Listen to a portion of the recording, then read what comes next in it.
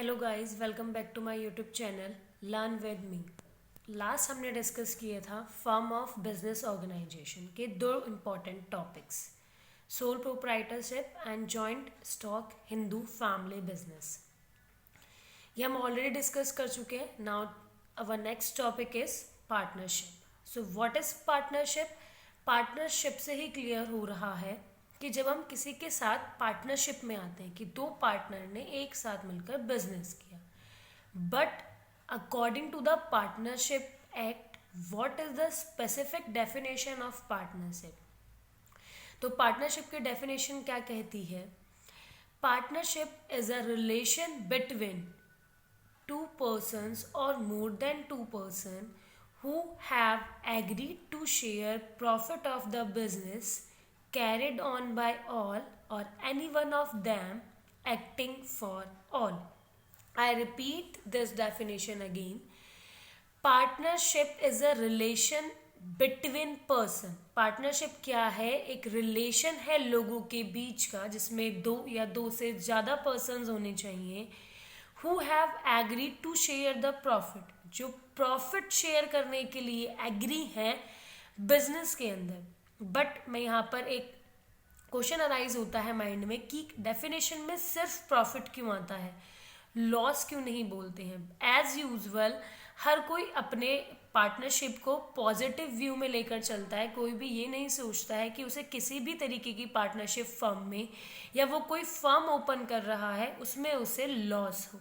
That why we always use that share the profit.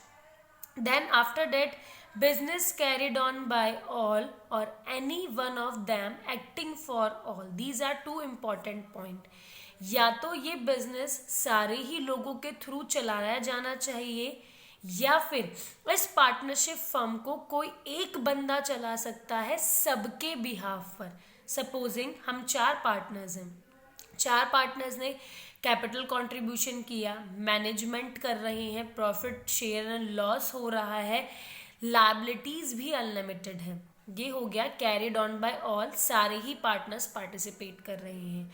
But one of them acting for all का means होता है हम चार partner हैं, चार में से एक बंदा हम सबको रिप्रेजेंट करे, हम सबके लिए वर्क कर रहा है। कैपिटल सबने कंट्रीब्यूट करी, प्रॉफिट का शेयर एंड लॉस सब ले रहे हैं, लाइबिलिटी भी सबकी अनलिमिटेड है। बट जो पार्टिसिपेट कर रहा है मैनेजमेंट में, जो सेकंड पार्टी से जाकर डील कर रहा है, वो पार्टनर सिर्फ एक ही है। इट मीन्स वो एक पार्टनर सबको रिप्रेजेंट करता है। That means one of them acting for all.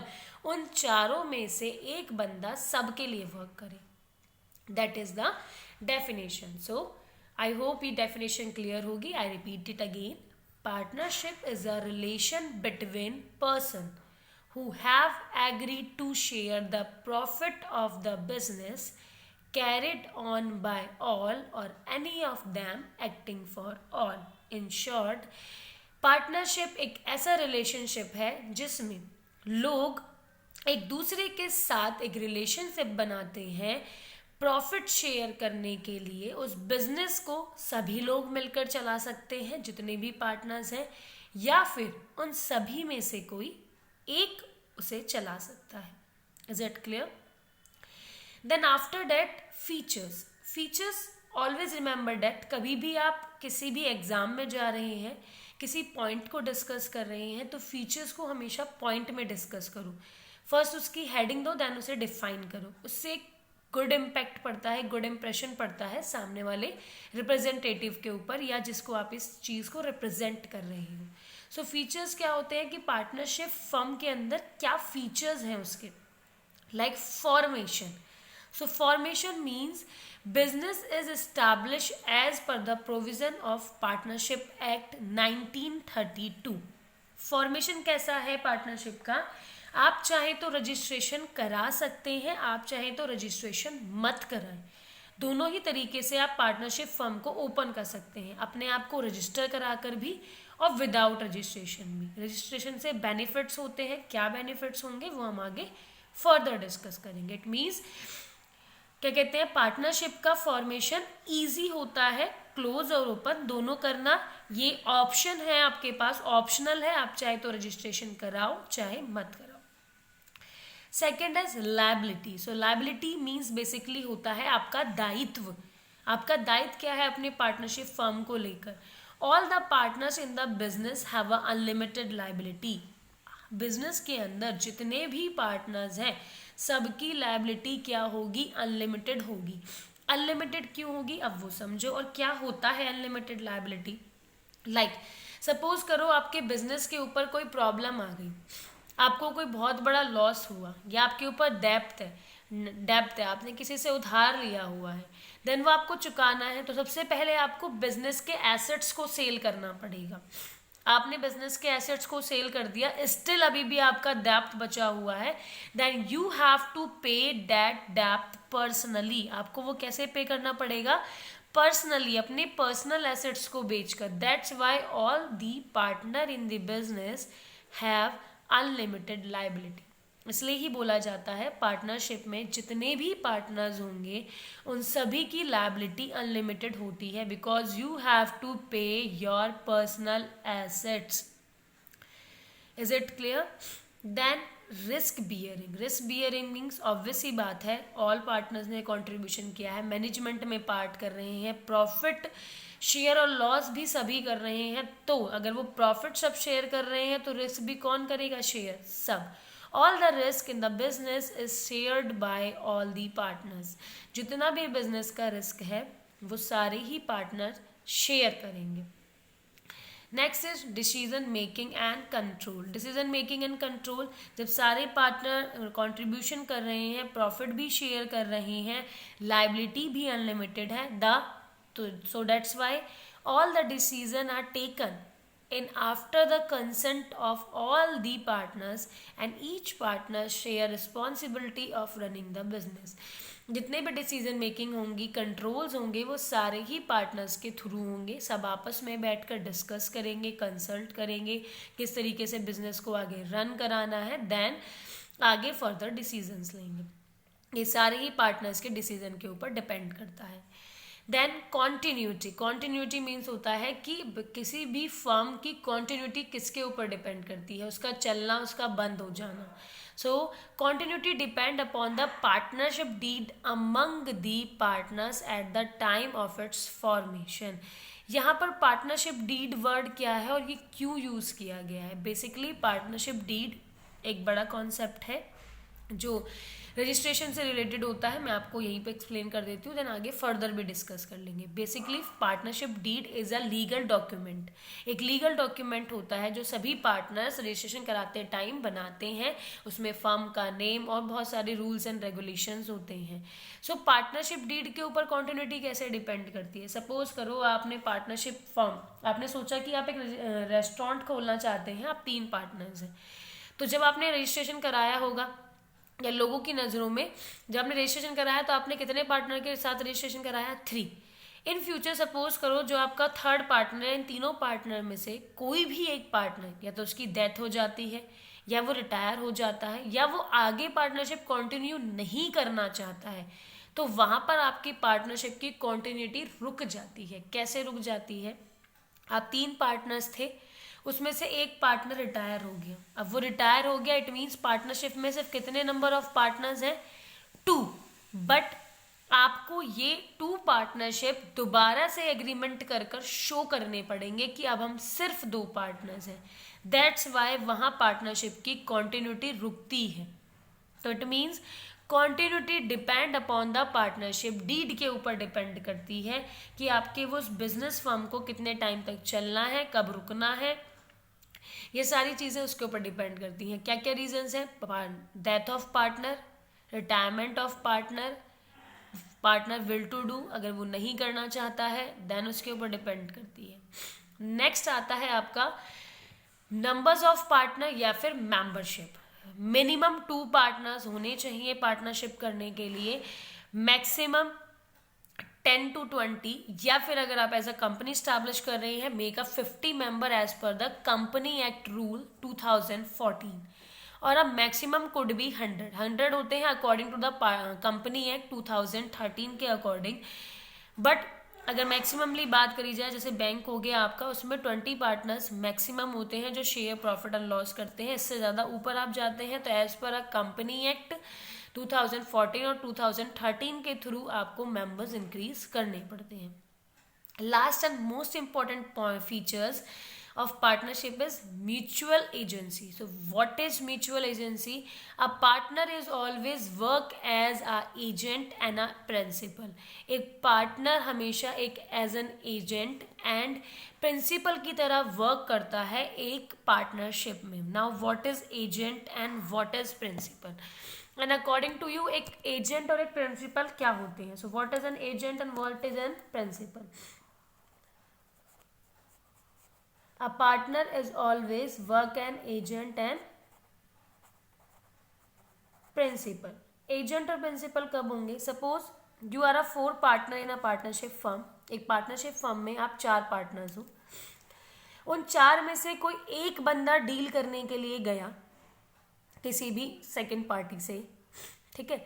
आप एक 4 में से सिर्फ एक बंदा जब सेकेंड पार्टी के पास डील करने के लिए जा रहा है, इट मीन्स वो एक बंदा, ये आप 4 पार्टनर्स हैं और उन 4 में से ये जो है, ये वाला पार्टनर क्या कर रहा है, सेकेंड पार्टी के पास डील करने गया। इट मीन्स ये वाला पार्टनर आप तीनों को रिप्रेजेंट कर रहा है। दैट टाइम ही इज अ एजेंट। इस टाइम पर ये वाला बंदा एज अ एजेंट वर्क कर रहा है, क्योंकि ये तीनों पार्टनर्स को क्या कर रहा है, रिप्रेजेंट कर रहा है। दैट टाइम ही इज अ एजेंट और she is a agent. But जब ये पार्टनर इन बंदों को रिप्रेजेंट कर रहा है, at that time they are a principal. उस टाइम पर ये क्या है, प्रिंसिपल है। तो पार्टनर्स एज अ एजेंट और एज अ प्रिंसिपल दोनों तरीकों से वर्क करते हैं। जब आप सेकेंड पर्सन के पास जाकर सारे पार्टनर्स को रिप्रेजेंट कर रहे हो, at that time you are a agent, okay. But और जो पार्टनर आपको रिप्रेजेंट कर रहा है रिमेनिंग 3 पार्टनर्स को, they are a principal. So mutual agency क्या कहती है, each partner is a owner. It means each partner is a principal as well as a agent of the firm and agent to the other partners, की वो agent भी होता है, principal भी। इस तरीके से समझ के चलो, लाइक अ टीचर्स। एक टीचर एक स्कूल के अंदर कंट्रीब्यूट करते हैं। जब वो टीचर स्कूल को रिप्रेजेंट कर रहे हैं, at present time they are a agent. और जब स्कूल को रिप्रेजेंट कर रहे हैं तो जो स्कूल की प्रिंसिपल होंगी जिन्हें वो रिप्रेजेंट कर रहे हैं, शी इज अ प्रिंसिपल और ही इज अ प्रिंसिपल। वो प्रिंसिपल होती है ना जिन्हें वो रिप्रेजेंट कर रहे होते हैं। सिमिलरली यही चीज पार्टनरशिप में होती है। इफ यू आर अ 2 और 3 और अ 4 और so many partners, so when one partner represent the other partner, eight that time he or she is a agent. And I'm talking about a principal. So principal are remaining partners who is represented by agent. Principal वो partners हैं जो agent के through represent किए जा रहे हैं। I hope आपको ये पॉइंट क्लियर हुए होंगे। These are your features: formation, liability, risk bearing, decision making and control, continuity, number of partners and mutual agency. When we break down this feature, जब इन फीचर्स को तोड़ा जाता है तो इनमें से इनके मेरिट्स और लिमिटेशन यानी कि डीमेरिट्स निकाले जाते हैं। So now it's time to discuss about merits and limitations. What are merits? क्या एडवांटेजेस हैं पार्टनरशिप फर्म के अगर आप एक पार्टनरशिप फर्म कर रहे हैं? Ease of formation and closure, बहुत आसान है, बहुत ईजी है फॉर्मेशन एंड क्लोजर करना बिजनेस का। Business can be establish and close with the consent of all the partners as the registration is optional. Suppose हम 4 दोस्त हैं, 4 दोस्त आपस में मिले, डिसाइड किया भैया मेरे पास कुछ पैसे पड़े हुए हैं, दूसरे बंदे ने बोला मेरे पास भी अच्छे खासे पैसे पड़े हुए हैं, चलो एक रेस्टोरेंट ओपन करते हैं पार्टनरशिप के थ्रू। हमने कहा ठीक है, क्या प्रॉब्लम है, कुछ मैं भी कंट्रीब्यूट कर दूंगा, अभी फ्री हूँ। देन उसके बाद हमने क्या किया, एक रेस्टोरेंट ओपन करने का डिसाइड कर लिया। तो उसमें क्या प्रॉब्लम है, कैपिटल तो इन्वेस्टमेंट करनी है, मैनेजमेंट में पार्ट लेना है, प्रॉफिट होगा लॉस होगा दोनों सभी को मिलकर बियर करना है। तो ये क्या हुआ, स्टैब्लिश करना आसान है। क्योंकि इसमें रजिस्ट्रेशन ऑप्शनल होता है, जरूरी नहीं है कि भाई लीगल फॉर्मेलिटीज़ में जाके करूँ, पहले रजिस्ट्रेशन कराऊँ, फर्म का नाम डिसाइड करूँ, अपने पार्टनर्स के बारे में बताऊँ, कौन कितना कंट्रीब्यूट कर रहा है ये डिफाइन करूँ। बट यहाँ पर एक बेनिफिट होता है अगर आप रजिस्ट्रेशन कराते हो। क्या बेनिफिट्स हैं वो नेक्स्ट क्लास में हम डिस्कस कर लेंगे, जब हम डिस्कस करेंगे what is a partnership deed and why we have to show registration as a partnership, क्यों रजिस्ट्रेशन कराना पड़ता है हमें पार्टनरशिप के लिए। तो इजी है फॉर्मेशन कराना पार्टनरशिप फर्म की, क्योंकि आपके ऊपर ऑप्शन होता है, आप चाहे इसको लीगली रजिस्टर कराओ या मत कराओ। Second is balanced decision making. Balance decision making कैसे होता है? All the decisions are taken by the consent partners as partner undertaken responsibility as per their expertise. सारे ही पार्टनर्स मिले हैं, अब सब पार्टनर्स की अपनी अपनी कुछ एक्सपर्टीज होंगे, अपनी अपनी एक एक्सपीरियंस से राय होगी, तो हर पार्टनर अपने अपने एक्सपर्टीज के थ्रू रिस्पॉन्सिबिलिटी लेता है कि भाई टेंशन मत लो, फाइनेंशियल है तो मैं हैंडल कर लूंगा, प्रोडक्शन है तो मैं देख लूंगा, सेलिंग का डिपार्टमेंट है तो मैं कर लूंगा, मार्केटिंग है तो वो मैं कर लूंगा। तो इट मीन्स आप म्यूचुअली क्या करते हो, एक साथ सारे कंट्रीब्यूट कर सारे डिसीजंस होते हैं, तो सब चीजें बैलेंस्ड रहती है। मोर फंड्स कैसे? Funds are provided by all the partners, सारे ही पार्टनर्स फंड प्रोवाइड करते हैं, which increase the scope for large scale business operation. क्योंकि पैसा सभी पार्टनर्स ने लगाया है तो large scale business operations perform किए जा सकते हैं। शेयरिंग ऑफ रिस्क हम पहले भी डिस्कस कर चुके हैं कि अगर सारे ही पार्टनर्स कैपिटल शेयर कर रहे हैं, मैनेजमेंट में पार्ट ले रहे हैं, प्रॉफिट शेयर कर रहे हैं, लायबिलिटी अनलिमिटेड है, तो बिजनेस का रिस्क और रिस्पॉन्सिबिलिटी भी सारे ही पार्टनर्स में शेयर होगा ना। सीक्रेसी मीन्स क्या है? यहाँ पे सीक्रेट कैसे रहता है? It is easy to maintain business secrecy as there is no need to submit a financial result. 4 partner हैं, चारों ही पार्टनर मैनेजमेंट में कंट्रीब्यूट कर रहे हैं, सबको सारी कंडीशन पता है पार्टनरशिप की कि कब हमें प्रॉफिट हुआ, कब हमें लॉस हुआ, कहाँ हमें प्रोडक्शन बढ़ाना है, कहाँ कम करना है। तो क्या हमें सेकंड पार्टी को इन्फॉर्म करने की ज़रूरत है कि हमारे बिजनेस या हमारी पार्टनरशिप फर्म कैसी चल रही है? तो it means there is a no need to submit financial result, that why it maintain the secrecy of our business. इसलिए ये हमारे बिजनेस की सीक्रेसी को मेंटेन रखता है, सीक्रेट को बनाकर रखता है। नेक्स्ट आते हैं limited. Every concept has a advantage and disadvantage. इस नेचर में जितनी भी चीज़ें हैं सबकी एडवांटेज और डिसएडवांटेज दोनों होती है। So first is unlimited liability. भाई अनलिमिटेड लायबिलिटी है, सबसे बड़ी लिमिटेशन यही है कि पार्टनर को अपने घर की प्रॉपर्टी बेचकर भी उस फर्म की लायबिलिटी को पूरा करना पड़ेगा। Each partner liability is extend to their personal property.